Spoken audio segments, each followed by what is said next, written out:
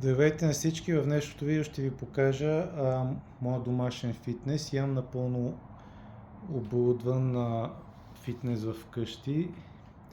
Намира се в спалнята, точно между леглото и стената. Това е ръба на леглото, както виждате. И това е цялото място, което заема. Така извадил съм повечето неща, за да се видят. Това е в моментния му вариант, претърпя доста вариации през годините. Така първо пода, това е 2 см каучукова настилка, 40 на 40. Лежанката е купена от Decathlon, Bench 900 се води. Беше на промоция, затова я взех. Не е най-добрата възможна лежанка, но за парите си е супер.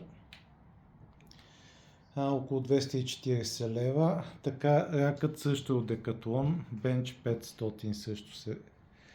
казва се рак 900. Не, грешка, рак 500. Рак 500 от Decathlon. За парите си от 380 лева върши идеална работа. Разбира се, има доста по-добри, но са и доста по-скъпи. По-евтини за тия пари, честно казано, не съм намерил. Не ми трябва цял рак. По рака ми върши перфектна работа. Единственият недостатък са, че тези тук предпазители са доста къси, но като цяло вършат работа. До сега не съм се затискал на лежанка.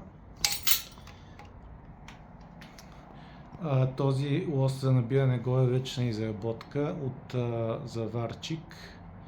Оригиналният лост беше само прав лост за набиране, но аз държа да имам успоредни хватки. Тук виждате едни хълки също от Decathlon закупени. Ползвам ги основно за набирания, заедно с успоредния хват. Обичам да имам различни хватове на набиранията. Това тук е кабелна система Скрипец. Тук имам една макара и тук долу имам още две макари. Не, това е една макара долу и тук още две.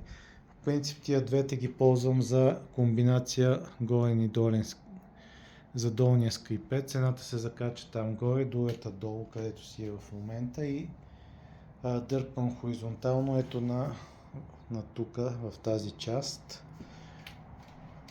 Това тук е единична макара, която ползвам за трицепс и за други такива упражнения за вертикални дърпания. Така, това е една от ръкохватките за скрипеца, обикновено въже.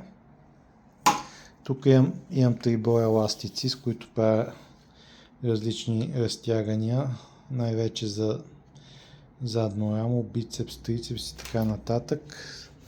Тук виждате 2 фитила, които ползвам при тягата най-вече. Така, това са Dominus отново от Decathlon, щипки за щангата. Имам 4 такива. Това ми е кола, на който ползвам, за да си закачам тежести за ковчики и за набирания. Този колан го имам от доста години, нямам идея откъде е купуван вече, но върши работа. Това е тренировъчния ми колан. Той също е на бая годинки, вече е доста и произносен, но за сега не мисля да го сменям. Така, тук виждаме основната част, дисковете, тежестите и лоста. Лоста е купуван от Strength Shop Европа. С доста добри показатели, излезе към 440 лева с доставката. В повечето магазини при нас не може да се намери лост за такива пари с такива параметри. Така, тук долу виждате, това са ми всичките тежести. Значи имам първо две големи 20 45 см диаметър, ползвам ги при тягата, тъй като я правя от пода. Това е стандартен олимпийски размер. Тези 20 са 38 см диаметър, т.е. малко по-малки са, така че ако правя тяга с тях се получава нещо като дефицит. Така, значи имам 2 по 20 такива, водят се Body Sport, втора употреба. малко са произносени, но това не ми пречи. Тези са купувани от Sport Depot, доста добро гумено покритие имат. 2 по 20. Тук имам още 4 по 20, Active Gym. Малко по-кофти покритие, драска се и е по-меко, но вършат също отлична работа. Така, имам 2 десетки такива, също от Sport Depot, също с хубаво покритие. Имам 4 петици от същия вид дискове. Имам 2 по 2,5, имам и 2 по 1,25. Там виждате 7,5 кг, малко нестандартен размер, но ги взех сравнително изгодно. Другият мисля, че е затиснат отдолу, но имам 2 такива. Така, това е един обикновен пад за лоста. При клекане го ползвам, но при навеждането с щанга се налага от време на време.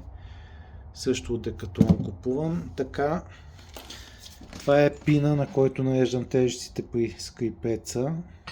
Тук се закача карабинера и въжето. Така, това ми е една от ръкохватките, която ползвам за хоризонталния скрипец.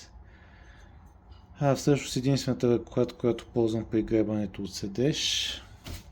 Това са 2 ръкохватки за дъмбели, както виждате са доста ефтини ми излязоха, пак ми ги изработи железар, не съм много доволен от качеството, но за тия пари около 30 лева си струват.